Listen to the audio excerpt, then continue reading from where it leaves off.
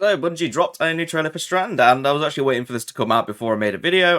Hopefully it's actually come out on time, but in the event it's not, I do apologise. So, as you can probably guess, I'm talking about the Strand subclasses and kind of what we know about them, or talking about what we're expecting from them anyway. So, following the same trend as the trailer, we have the Warlock, which is called the Broodweaver, and the idea behind the Warlock seems to be that you're going to be firing a lot of small projectiles, which is going to be great for ad clear by the looks of it. And not to mention, I do love, like, the voodoo hand switching that he's doing, like, in the trailer. I think that's actually really cool.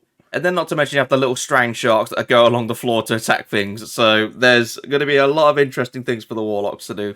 But I think at around the 29-second mark, there's actually the Warlock Super. I'm assuming it's the Warlock Super anyway, where it just fires loads of little Strand materials out. But moving over to the Titans, we have the Berserker subclass. And whilst we are used to seeing Titans just bash the hell out of everything and punch their way through everything, this time they're going to be slicing through everything because they have two giant claws. But with the melee abilities being used to being punch attacks, it actually looks like we're going to be subbing it in for a claw attack, which seems to attack more than once. I'm referring to around 38 seconds in the Strand trailer where the Titan is just slicing through things. I don't think he actually has his super active at this point. So that would actually raise my suspicion to say that they're going to have a melee ability, which is going to be multi-attack. But then the Titan unleashes the super and has the double claws, which basically just hovers up. And then he's actually fires projectiles with the claws as well. So I get a feeling there'll be a lot of versatility with the Titans, because this is effectively going to be spectral blades on a Titan. But not only that, it's going to actually fire waves of Strand as well. So it might even be even more lethal than spectral blades. But now the class that I want to look into is the Hunters. So right at the start,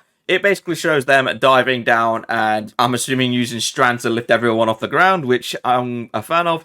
I didn't actually spot this at first, but we obviously know that the Hunters are getting a rope dart, which they can use to move around terrain.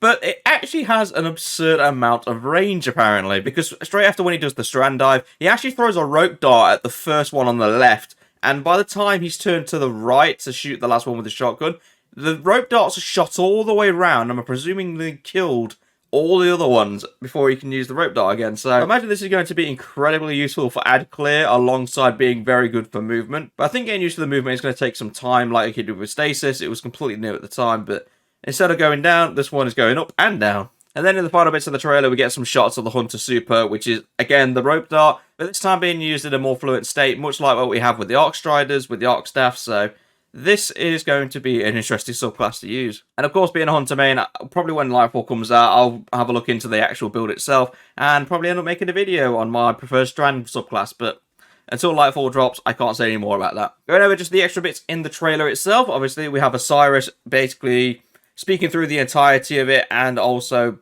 being the focal point of Strand. So it's probably highly likely he's going to be the teacher for Strand. Whether that's due to Osirus having these dark memories that he got from Savathûn, it's up in the air at the minute. But something I'm really curious about, in 1:11 of the video, there is a Strand pillar thing, and all three Guardians seem to be communing with it. I'm wondering what this actually is, because it's either going to be something to do with making your Strand power stronger, or the other alternative is it's going to be something to do with a public event for Neomuna. But it's curious to see this kind of stuff. I'm really interested to see where this leads on to. Another thing that's in the latest trailer, because we haven't seen many of these, grenades have not been used that much when we've been seeing these trailers, but finally at 1:22, the Titan throws a grenade, and to our surprise, the Hunter actually uses the rope dart to hook onto it and follow it over. It does look like there's going to be a lot of movement tech for Strand, and I'm really excited to see this kind of stuff happen. We saw the Thunder Crash Titan on the first trailer, and now there's a fact of that you can throw grenades, and a Hunter can attach his rope dart to it and follow it through. Last thing I'm just going to point out that I just noticed as well, the Hunter actually has two melee abilities, but I suspect that one's actually a grenade, i.e. the Shuriken. And the reason I'm saying that is because not only does the Shuriken technically explode, but at the same time, the Hunter seems to be able to throw the rope dart when they're not in the super. So it'd be incredibly strange to have two different melee abilities, so